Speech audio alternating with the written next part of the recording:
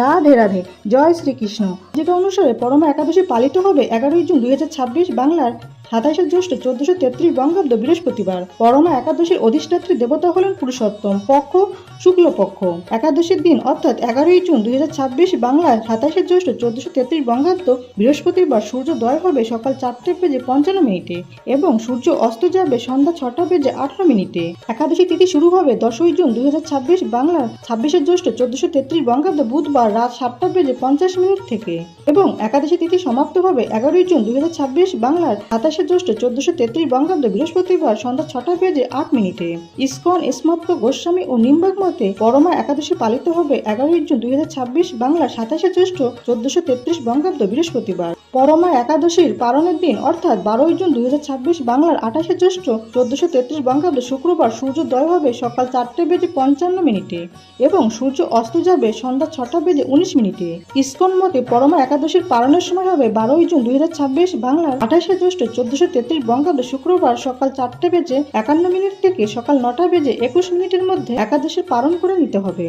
স্মার্ত গোস্বামী ও নিম্বাক মতে পরমা একাদশীর পালনের সময় হবে 12ই জুন 2026 বাংলার 28শে জ্যৈষ্ঠ 1433 বঙ্গাব্দ শুক্রবার সূর্যোদয় থেকে সকাল 9:52 মধ্যে একাদশীর পালন করে নিতে হবে। একাদশীর দিন অর্থাৎ 11ই জুন 2026 বাংলার 27শে জ্যৈষ্ঠ 1433 বঙ্গাব্দ বৃহস্পতিবার সূর্যোদয় হবে সকাল 4:55 এবং সূর্য অস্ত যাবে সন্ধ্যা 6:18। একাদশীর দিন সব থেকে শুভ সময় থাকবে দুপুর 2:58 মধ্যে। একাদশীর দিন অমৃত যোগের সময় থাকবে দুপুর 3:32 থেকে সন্ধ্যা 6:18 মধ্যে এবং রাত 7:05 থেকে রাত 9:12 মধ্যে ও রাত 12:02 থেকে রাত 2:10 মধ্যে এবং রাত 3:35 থেকে সকাল 4:55 মধ্যে। এই দিন মহেন্দ্র যোগের সময় থাকবে সকাল 5:54 মধ্যে এবং সকাল 9:27 থেকে সকাল 11:14 মধ্যে। পরমা একাদশীর পালনের দিন মহেন্দ্র যোগের সময় থাকবে সকাল 5:54 থেকে সকাল 6:47 মধ্যে এবং সকাল 9:28 থেকে সকাল 10:22 মধ্যে। গঙ্গা স্নান ও দান করার জন্য সব থেকে শুভ সময় থাকবে সূর্যোদয় থেকে সকাল 6:46 মধ্যে গঙ্গা স্নান ও দান আদি। পরমা একাদশীর ব্রত কথা ও মাহাত্ম্য। রাধে রাধে, জয় শ্রীকৃষ্ণ। মহারাজ যুধিষ্ঠির বললেন, হে কৃষ্ণ, পুরুষোত্তম মাসের কৃষ্ণপক্ষের একাদশীর নাম কি এবং এর বিধি বা কি, দয়া করে আমাকে বলুন।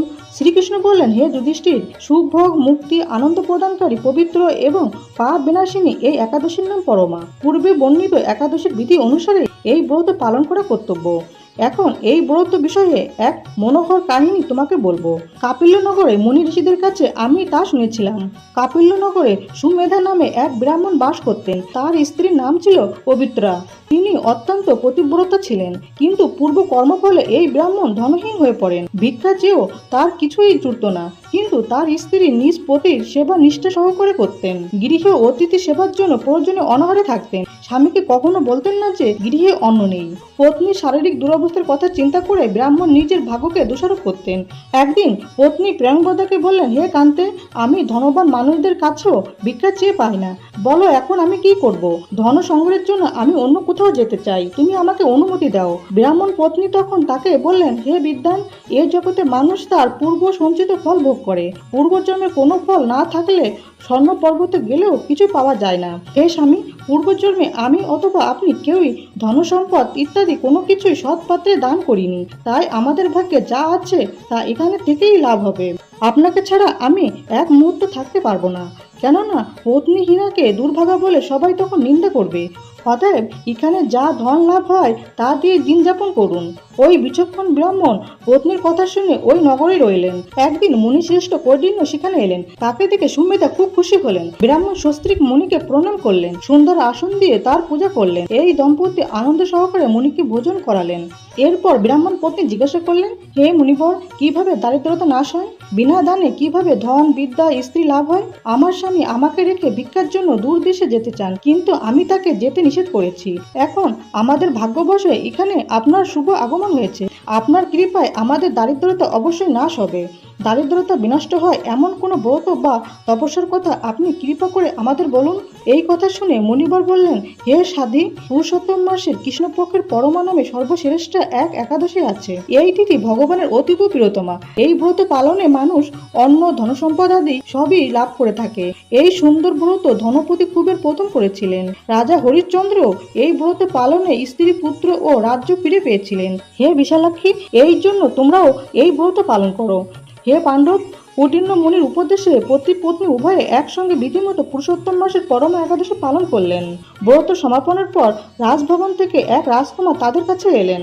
ব্রহ্মার প্রেরণায় তিনি বহু ধন সম্পদ, নতুন গৃহ ও গাভী এই দম্পতিকে দান করলেন। এই দানের ফলে মৃত্যুর পর সেই রাজা বিষ্ণুলোক প্রাপ্ত হয়েছিলেন। এইভাবে পরমা ব্রতের প্রভাবে ব্রাহ্মণ দম্পতি সকল দুঃখের অবসান হলো। যে মানুষ এই একাদশী ব্রত পালন না করেন তিনি 84 লক্ষ যোনিতে ভ্রমণ করেও কখনো সুখী হয় না।